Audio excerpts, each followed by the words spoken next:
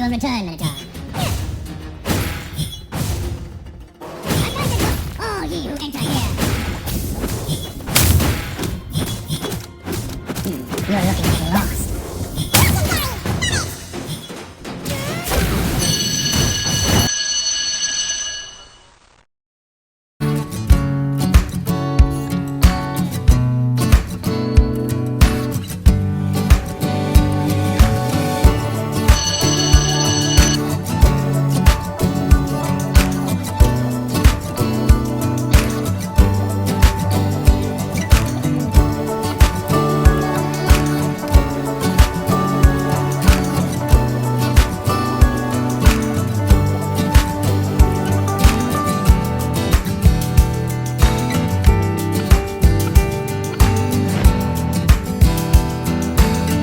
Berikut adalah apa yang ditulis oleh Tun Sri Lanang. Pada suatu masa dahulu, di tanah Palembang, Demang Lebar Daun menjadi pemerintahnya. Pada suatu hari, 3 orang putera raja keturunan Raja Iskandar Zulkarnain yang masyhur telah turun di Bukit Siguntang di Palembang. Demang Lebar Daun yang merupakan pemerintah kepada orang-orang Melayu di Palembang pada ketika itu telah melantik salah seorang putera raja tersebut, iaitu Sang Nila Utama sebagai Raja Palembang. Semenjak itu, keturunan Raja Sang Nila Utama menjadi keturunan Raja-Raja Melayu sehingga ke zaman Kesultanan Melayu Melaka. Semasa Demang ingin menabalkan Sang Nila sebagai Raja Palembang, kedua-duanya telah berjanji bersumpah setia dan berteguh janji. Perjanjian ini dikenali sebagai Wa'adat. Kata Demang yang menjadi wakil kepada sekalian rakyat, kalaulah ada seseorang hamba rakyat itu melakukan kesalahan atau dosa, janganlah rakyat itu difadihatkan, iaitu jangan dia dicela dan jangan dia dihina, walau sebesar-besar kesalahan sekalipun. Kalau benar rakyat itu bersalah dan perlu dihukum bunuh, hukumlah dia mengikut hukum syarak, yakni mengikut ajaran Islam. Mendengar permintaan Demang itu, Raja Sang Nila Utama pun mengangguk dan bersetuju.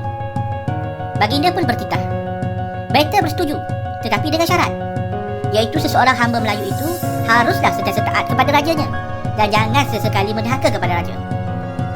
Demang Lebar Daun bersetuju dengan titah tersebut dan berkata, keturunan Patik dan sekalian hamba Melayu akan terus mentaati rajanya. Akan tetapi sekiranya anak cucu tuanku melanggar perjanjian ini, maka anak cucu Patik pun akan merubahnya.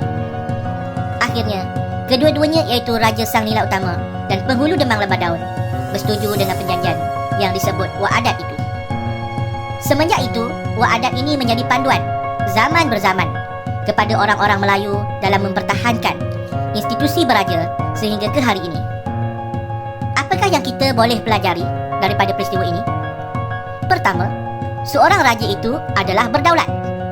Daulat bermaksud seorang raja itu diiktiraf sebagai ketua kerajaan yang ditaati dan disanjung tinggi oleh sekalian rakyat di negara itu. Oleh itu, setiap kali kita melihat adanya upacara rakyat bertemu raja, mereka akan mengucapkan, "Daulat tuanku." Daulat tuanku adalah kerana baginda tuanku mempunyai kekuasaan penuh terhadap kerajaan, keseluruhan tanah di darat dan laut, dan kekuasaan terhadap rakyatnya. Dalam konsep raja berdaulat, semua rakyat harus patuh dan taat kepada raja. Mereka yang ingkar dan enggan mematuhi arahan raja dianggap sebagai derhaka. Derhaka bermaksud keingkaran rakyat terhadap titah dan perintah raja atau sultan. Rakyat yang mendahaka akan dikenakan hukuman yang setimpal seperti dipenjara atau dihukum bunuh. Malah, terdapat kepercayaan masyarakat zaman dahulu, iaitu sekiranya seorang rakyat itu mendahaka, rakyat tersebut akan terkena tulah, iaitu sumpahan yang membawa kecelakaan. Antaranya termasuklah peristiwa Sang Rajuna Tapa yang pernah membelot kepada Raja Singapura. Beliau akhirnya telah mati dan disumpah menjadi batu. Baiklah, semoga video ini dapat membantu kamu untuk memahami topik pembelajaran pada minggu ini. Kamu juga boleh merujuk buku teks bagi meningkatkan lagi kefahaman tentang tajuk. Untuk tugasan pula, sila jawab soalan kuis yang telah pun dimuat naik di dalam GC masing-masing. Sekian dulu untuk sesi pembelajaran pada hari ini dan berjumpa lagi pada sesi pembelajaran yang akan datang.